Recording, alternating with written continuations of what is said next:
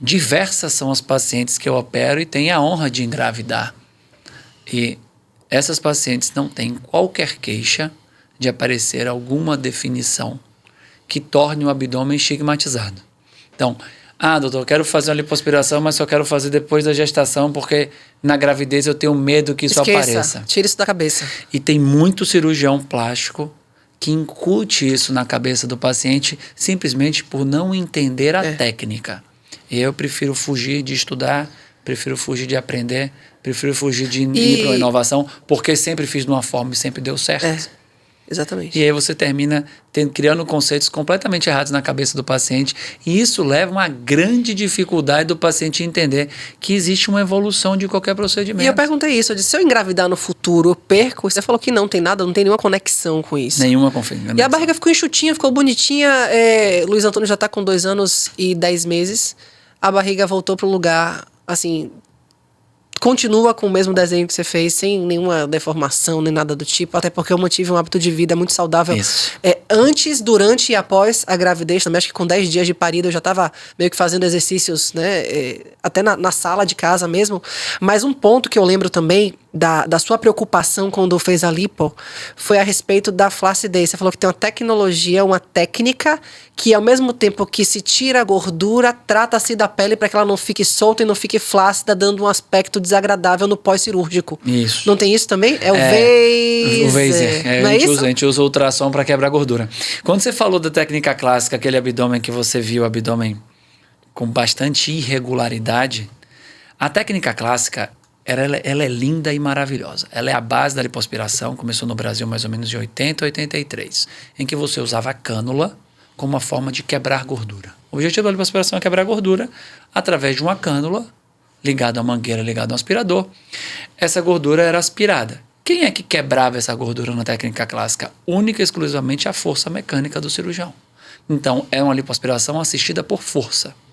Quando isso acontece, vem as limitações técnicas da lipoclássica. Sangramento, baixa qualidade da gordura para enxertia. Se interromper a lipoaspiração por sangramento e não por volume de gordura aspirado. Aquela paciente ficava completamente roxa no pós-operatório, passando por sangramento, risco de anemia aguda, transfusão sanguínea, risco maior de pneumonia, trombose, anemia, seroma, hematoma. Era aquela paciente que ficava 1 mês numa recuperação pós-operatória super arrastada. E quando saía do pós-operatório, 2 meses que não estava roxa, ela pegava no tecido e falava, ainda tem gordura para aspirar aqui.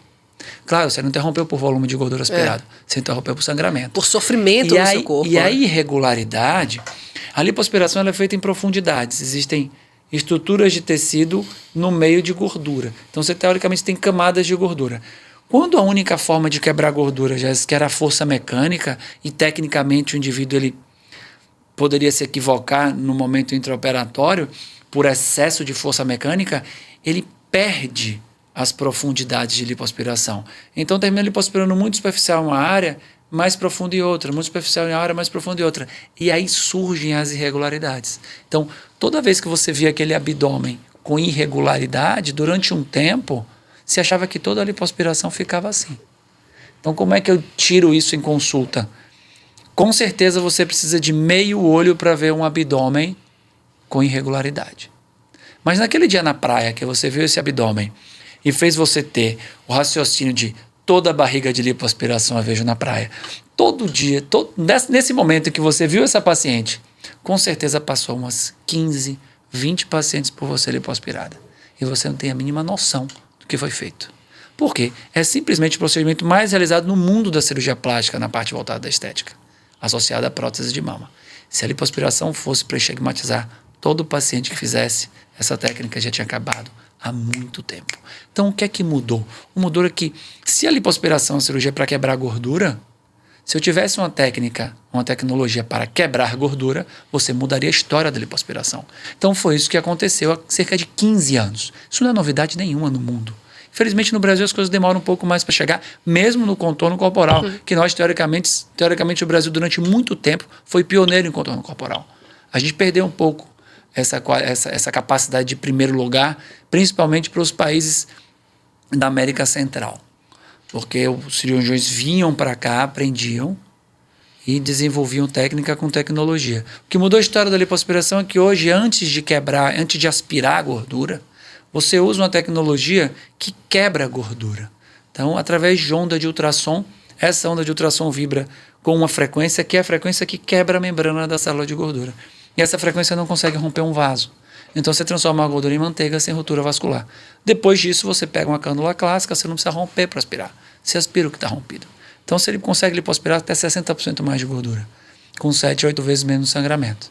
E só essa tecnologia, por menos dano tecidual, você consegue ter um grau de retração de pele que em bons trabalhos chegam a 30% se comparado à lipo tradicional. Que foi o que a gente fez em você.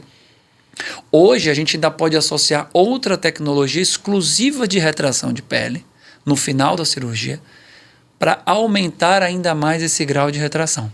Então, se evoluiu muito em relação à lipoaspiração, se evoluiu muito em relação à cirurgia. E hoje o grande carro-chefe é a evolução intraoperatória e pós-operatória. Então, o que é que você precisa hoje? É reabilitar o paciente o mais rápido possível. E se você tem um pós-operatório ativo, hoje são 10 dias de acompanhamento diário, você reabilita o paciente de forma muito mais ativa. Então, hoje, depois da lipoaspiração, claro que o seu caso é um caso que a gente ainda não dispunha disso tudo que a gente tem hoje, mas hoje o paciente com 7 a 10 dias está treinando. Então, assim, eu opero pacientes que vêm de fora do Brasil, em 10 dias o paciente é recuperado, mais 5 a 10 dias, por conta da prevenção do risco de trombose, o paciente volta para o seu país. Então, assim, a gente não conseguiria fazer isso se não tivesse um bom pré, um intra com qualidade e tecnologia e um pós muito ativo. Então, isso foi sensacional em relação à evolução da lipoaspiração. Toda paciente pós-gestação tem diástase e flacidez de pele. Você pode até não ver. Se você olha seu contorno corporal e fala, eu não mudei nada, ótimo. Porque você tem um padrão genético, você tem o seu corpo, você tem tudo que você fez para isso acontecer, que são os bons hábitos. Provavelmente pouco ganho de peso na gestação, acabou a gestação, você continuou sofrendo igual todas as mulheres sofrem no pós-gestação, com alguma diástase e alguma flacidez. Isso faz com que você tenha necessidade de corrigir diástase? Não. Então, você nem acha que tem diástase. Você perguntou se eu tinha, disse que eu não tenho não. Esse negócio, nunca vi. Como é que foi o seu